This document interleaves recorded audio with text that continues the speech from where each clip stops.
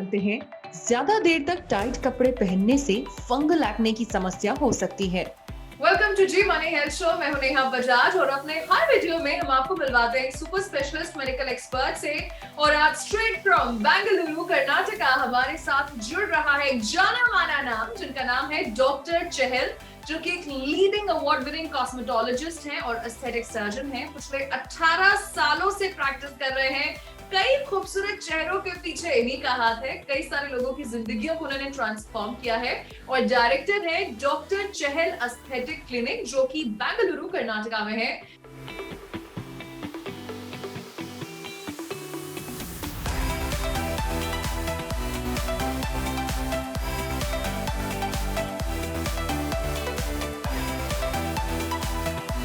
Dr. Chahal, we welcome you to G Money Health Show. Thank you so much for the kind introduction and thank you for having me here. We are glad to have you as a guest. And Dr. Chahal, आज हम आपसे बात करने वाले हैं about acne, जो कि हर किसी का बड़ा दुश्मन होता है। मतलब पिंपल्स आ जाए, एक्ने आ जाए तो चेहरा अच्छा नहीं दिखता, वो फ्लॉलेस स्किन नहीं मिलती है। और एक्ने में भी एक सब टाइप है फंगल एक्ने, जिसके बारे में लोगों को पता नहीं है। सो आई वांट कि आप हमारे सभी व्यूअर्स को ये बताइए कि what is a fungal acne and what triggers fungal acne. हाँ जी, देखिए फंगल एक्ने का scientific name we call it as pityrosporum folliculitis या मेलेसीजिया फॉलिकुलाइटिस। बेसिकली ये एक टाइप ऑफ इन्फेक्शन होता है हेयर फॉलिकल्स का due to over production of yeast. Yeast भी एक टाइप का फंगाई है।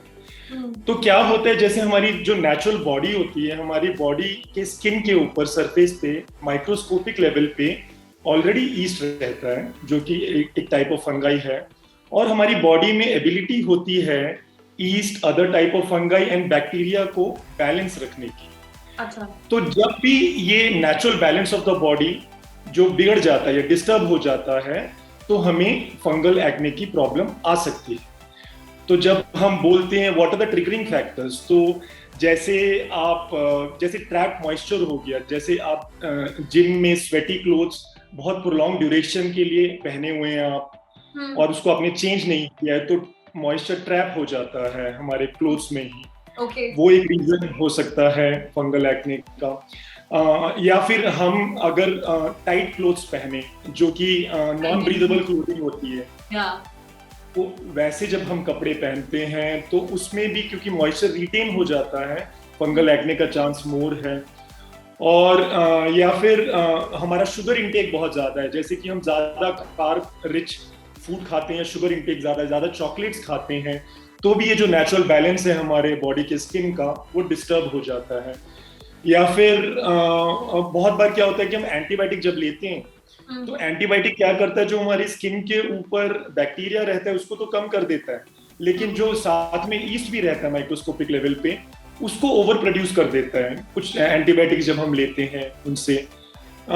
या फिर जैसे इम्यूनो कॉम्प्रोमाइज जो पेशेंट होते हैं, जिनका इम्यून सिस्टम सप्रेस्ड रहता है, हाँ जी, उसमें भी इसकी फ्रीक्वेंसी बहुत ज्यादा रहती है, तो उसमें भी ये बैलेंस बिगड़ जाता है जो हमारा नेचुरल बैलेंस बॉडी का होता है। या फिर हम अगर हॉट क्लाइमेट एरिया में रहते हैं जहाँ स्वेटिंग ज्यादा होती है जी। हाँ जी, तो स्वेटिंग जहाँ ज्यादा होती है तो उस जगह पे भी इसकी फ्रीक्वेंसी बढ़ जाती है फंगल एक्ने की। ओके, तो आपने हमें बड़े विस्तार से डिटेल में बताया। एंड यही अगर आप टाइट डेनिम्स पहनते हैं, this could be a big reason for fungal acne. So doctor Chahal, अब हम जानना चाहते हैं कि क्या ये सिर्फ बॉडी पे होता है, फेस पे होता है, दिखने में ये कैसा होता है as compared to normal breakout और अ पिंपल, एंड ऑल्सो क्या ये सीजनल है, क्या किसी मौसम में ये ज्यादा होता है? बिकॉज आपने बोला कि ये स्वेट पसीने से रिलेटेड है। हाँ जी, बिल्कुल। देखिए, जब हम इसके दिखने की बात करते हैं, बहुत लोग कॉमन पीपल कंफ्यूज हो जाते हैं कि वो समझते हैं ये बैक्टीरियल एक्ने है, जो कि एक्ने वल्गैरिस बोला जाता है उसको साइंटिफिक वर्ड में। लेकिन क्या है ना, इसके बहुत ही टिपिकल फीचर्स होते हैं फंगल एक्ने के। जैसे जब आप बोलते हैं कि ये दिखने में कैसा है, तो जो साइज होता है इसका बहुत ही इवन साइज रहता है compared to the bacterial acne. ये इनके साइज यूनिफॉर्म रहते हैं यूजुअली, लेकिन बैक्टीरियल एक्ने के साइज डिफर करते हैं, अलग अलग साइज के होते हैं। और अगर हम लोकेशन की बात करें कि ये कहाँ तो यूजुअली जो ऑयली रीजन होता है हमारा, जो टी जोन हो गया, फोरहेड, नोज, चिन या चेस्ट या बैक एरिया में ये ज्यादा पाया जाता है फंगल एक्ने, जो कि east production, over production of east से हो जाता है।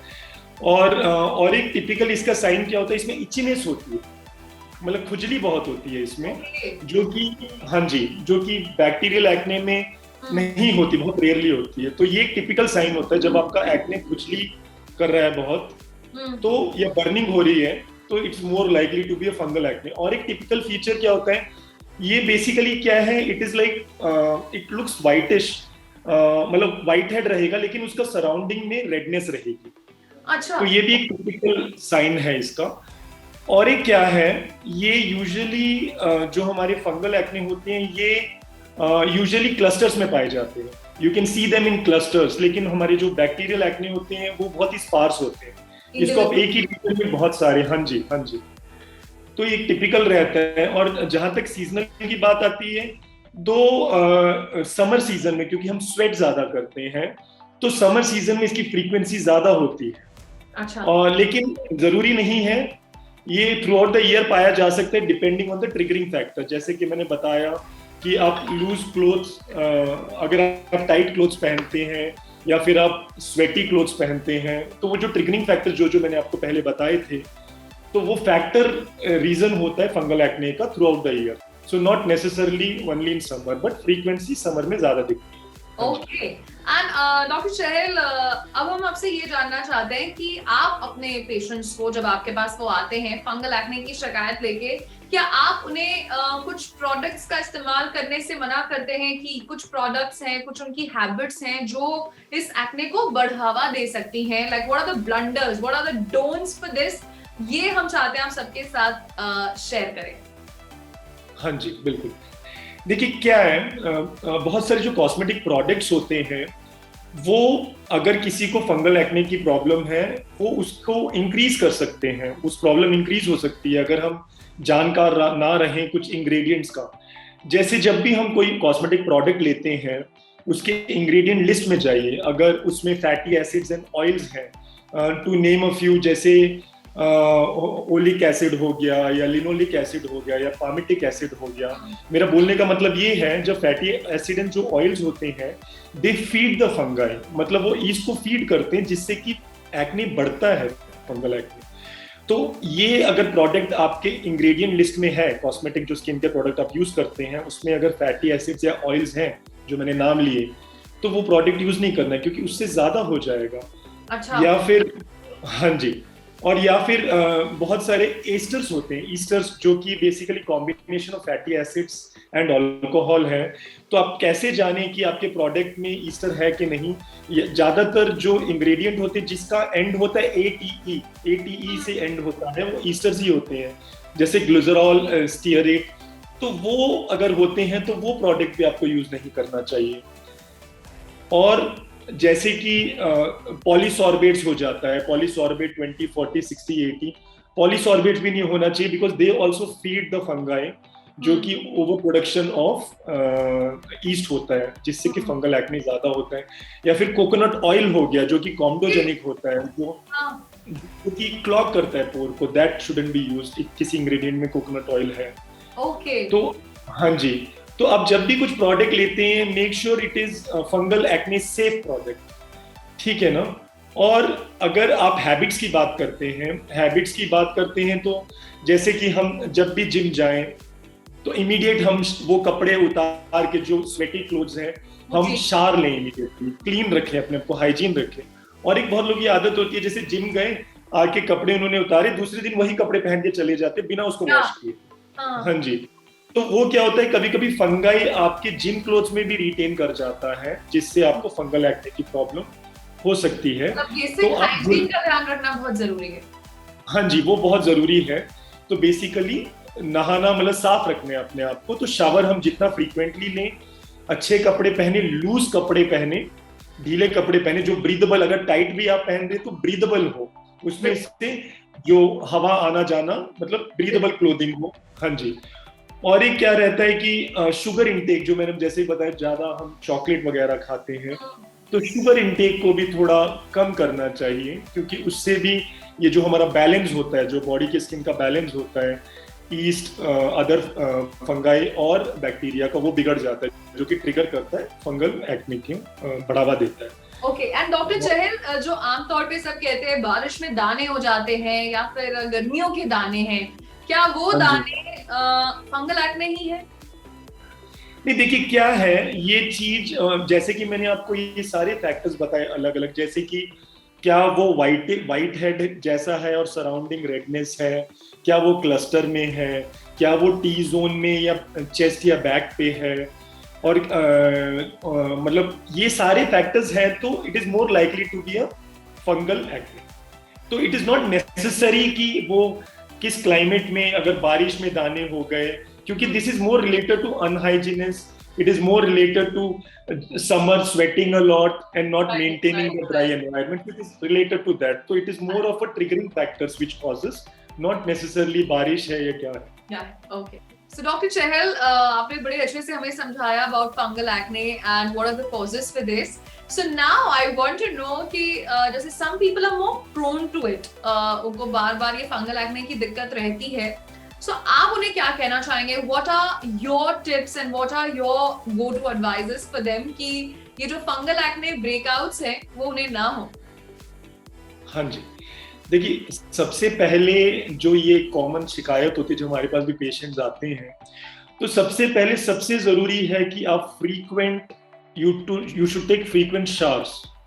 जब भी आप कोई एक्टिविटी कर रहे हैं जहां आपको, भले आपका काम हो गया, वर्क हो गया, या आप जिम जा रहे हैं और आप you sweat a lot, so make sure आप फ्रीक्वेंट शावर्स लें और नए कपड़े डालें। शावर के बाद धुले हुए कपड़े डालें, धुले हुए क्लीन क्लोथ। हो सके तो आप क्या कर सकते हैं कि आप जब कपड़े धोते हैं तो आप मतलब डेटॉल का एक छोटा सा ढक्कन आपके पानी में डाल के उसमें सोक करके रखें, तो that is more hygienic kind of clothes, और उसको सुखाएं धूप में आप, ठीक है।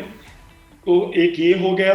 दूसरा क्या है कि अगर आपको ऑलरेडी शक है कि ये फंगल एक्ने, जैसे कि मैंने आपको सारी डिस्क्रिप्शन दी, तो आप एंटी डैंड्रफ शैम्पू भी यूज कर सकते हैं आपके बॉडी पे, आपके बॉडी वॉश या आपके फेस पे। एंटी डैंड्रफ शैम्पू यूज करेंगे तो उससे भी ये रिड्यूस होता है, क्योंकि ज्यादातर एंटी डैंड्रफ शैम्पू में पायरीथियन जिंक होता है। देखिए एक समझने की जरूरत जो है वो ये है कि ये जो fungal acne, it is infection of hair follicle. तो यानी जो बाल होते हैं वो सिर्फ हमारे सर पे नहीं होते, वो हमारी पूरी बॉडी पे, हमारे फेस पे, चेस्ट पे, बैक पे। हाँ जी, तो हेयर फॉलिकल का इन्फेक्शन होता है फंगल एक्ने। तो अगर आप एंटी डैंड्रफ शैम्पू भी यूज करते हैं बॉडी वॉश या फेस वॉश के लिए, इट हेल्प्स यू, ठीक है, because it helps you in a great way.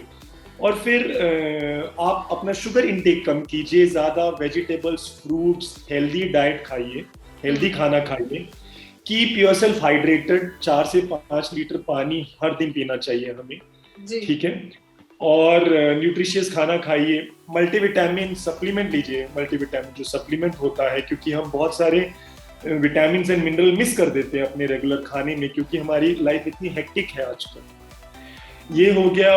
और फिर इसके अलावा ओवर द काउंटर हमें कुछ एंटी फंगल क्रीम्स मिल जाती है, जिसके लिए प्रिस्क्रिप्शन की जरूरत नहीं होती, जैसे कि हम कीटोकोनाजोल बोलते हैं, कीटोकोनाजोल क्रीम या क्लोट्राइमोजोल क्रीम, ये हम ले सकते हैं। अच्छा, ये तो हमारी होम रेमेडीज हो गई जो हम घर पे करते हैं। लेकिन अब देख रहे हैं कि आपके जो फ्रीक्वेंट ब्रेकआउट्स है वो 3 हफ्ते हो गए हैं और फिर भी कम नहीं हो रहे हैं, तो it is time to visit your doctor, ठीक है ना। तब आपको देर नहीं करनी चाहिए, क्योंकि हम क्या करते हैं, आपको हम एंटी फंगल ओरल मेडिकेशंस भी देते हैं to target the infection in the hair follicles, you know, like itraconazole हो गया, तो काफी टाइप के फ्लूकेनाजोल हो गई, एंटी फंगल ओरल मेडिकेशंस होते हैं। यानी आपने टॉपिकल लगा के देख लिया, सब कुछ करके देख लिया, फिर भी कम नहीं हो रहा है, तो फिर ओरल मेडिकेशन लेना बहुत जरूरी है। हाँ जी, एब्सोल्युटली। एंड डॉक्टर चहल, आपने बड़े अच्छे से हमें फंगल एक्ने के बारे में समझाया, and everything starts from the basic hygiene कि अगर आप जिम गोअर हैं, so it's very important to take a shower, change your clothes, usage of fresh dry towels, and इसी के साथ डॉक्टर चहल, मैं नेहा बजाज जी मनी की पूरी टीम की तरफ से आपको थैंक यू कहना चाहती हूँ। आपने अपने बिजी स्केड्यूल से कीमती वक्त निकाला और हमारे व्यूअर्स को एजुकेट किया। Thank you so much. Thank you so much, it was pleasure being here. Thank you. तो ये थे डॉक्टर चहल जिन्होंने आज हमें बताया फंगल एक्ने ब्रेकआउट्स के बारे में। आई एम श्योर इसके बारे में आपको नहीं पता होगा और आज काफी सारी चीजें आपको पता लग गई हैं। आज का वीडियो कैसा लगा हमें जरूर फीडबैक दीजिएगा। उसी के साथ साथ किसी और विषय पर चर्चा देखना चाहते हैं वो भी बताइएगा। ऑन दैट नोट, मैं नेहा बजाज आपसे लेती हूँ इजाजत। मिलेंगे जी मनी हेल्थ शो के एक न्यू वीडियो में with new super specialist medical expert. Till then keep watching Zee money health show. अच्छी सेहत हमारा वादा।